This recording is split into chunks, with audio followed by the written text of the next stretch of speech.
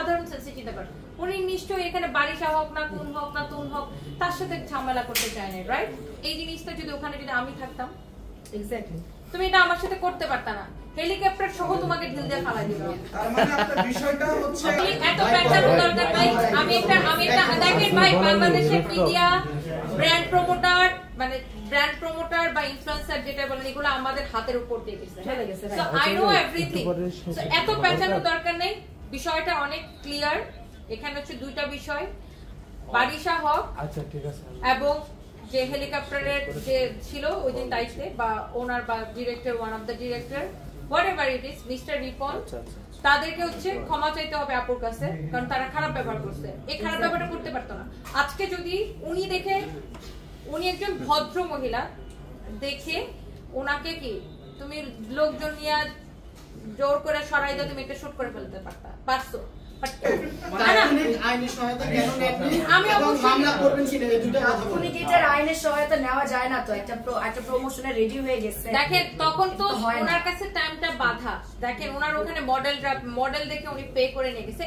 দেখেন কোয়েশ্চেন অনেক করা যায়, পেঁচানো যায় অনেক কিছু, বাট যেটা স্ট্রেট কাট আমাকে একটু বলতে দেন। স্ট্রেট কাট অ্যান্সার হচ্ছে উনি এখানে পেমেন্ট, ওনার টাকা খরচ হইতেছে, পার মিনিটের জন্য উনি হেলিকপ্টারকে পে করতেছে, পার মিনিটের জন্য উনি মডেলকে পে করতেছে, পার মিনিটের জন্য উনি মেকআপ আর্টিস্টকে পে করতেছে। সো ওনার ফার্স্ট অ্যাটেনশন বা ফার্স্ট যেটা ছিল যে আমি কিভাবে এখান থেকে আমার শুটটা কমপ্লিট করব, কারণ আমার সানলাইট চলে যেতেছে, আমি পরের দিন কি আবার হেলিকপ্টার বাড়ি করে নিয়ে আসবো? বললে হবে না তো, আমার কাছে সবকিছু আছে ভাইয়া।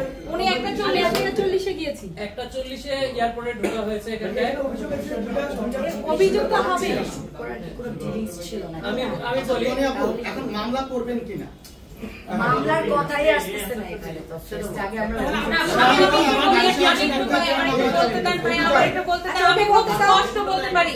আমার সাথে এত কথা পেঁচানো লাগে না, আমি খুব স্পষ্ট ক্লিয়ার কাট আনসার।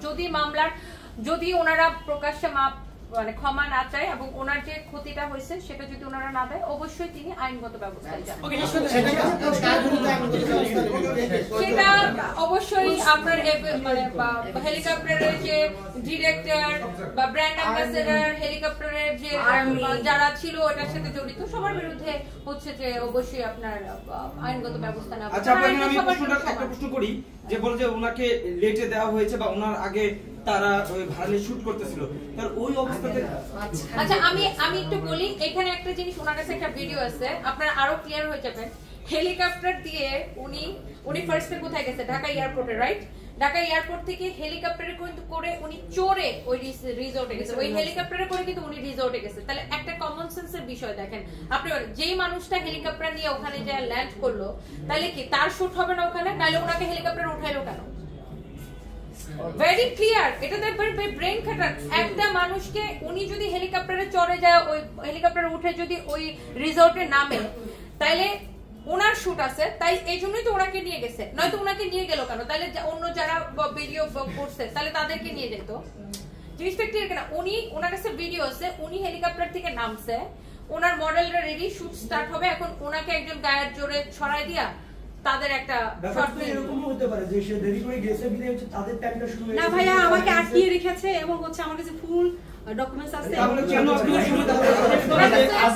সেই কথা হচ্ছে উনি হেলিকপ্টার রেখে দেয়, বাট উনি 3 ঘন্টার জন্য এটা হায়ার করছেন, এর মাঝখান দিয়ে ভাইয়া আপনি আসলে জিনিসটা একটু কেমন বাচ্চা খেলা হয়ে গেল না? মানে বাচ্চাদের খেলা হয়ে গেল। আপনি হেলিকপ্টার, আচ্ছা প্রথমত হচ্ছে আপু হচ্ছে যে কনসেপ্টটা হচ্ছে যাদের থেকে হেলিকপ্টার রেন্টে নিয়েছে তাদের সাথে হচ্ছে কনসেপ্টটা শেয়ার করবেন। সো আপনি একটা জিনিসের কপিরাইট তখন নেবেন যখন আপনি একটা ভিডিওর কপিরাইট কখন নেবেন? যখন আপনি ভিডিওটা বানাবেন, রাইট? আপনি বানানোর আগে তো কপিরাইট নিতে পারবেন। অবশ্যই বানানোর আগে কপিরাইট অফিসে আপনাকে প্রতিলিপি করতে হয়। এমন কোনো কথা কি আদৌ ছিল যে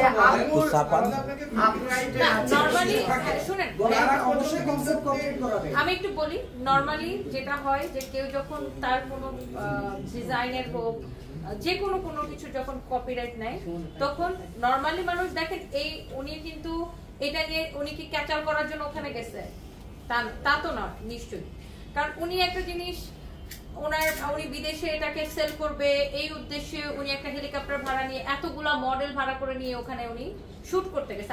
সেখানে কপিরাইটের বিষয়টা ধরেন কেউ যদি কারো কোনো জিনিসের কপিরাইটের ওন করে যে এটা আমার, তখন নরমালি যেটা সবাই করে যে সে তার জিনিসটাকে কমপ্লিট করার পরে বা রেডি করার পরে তারপরে সে কপিরাইটটা নেয়।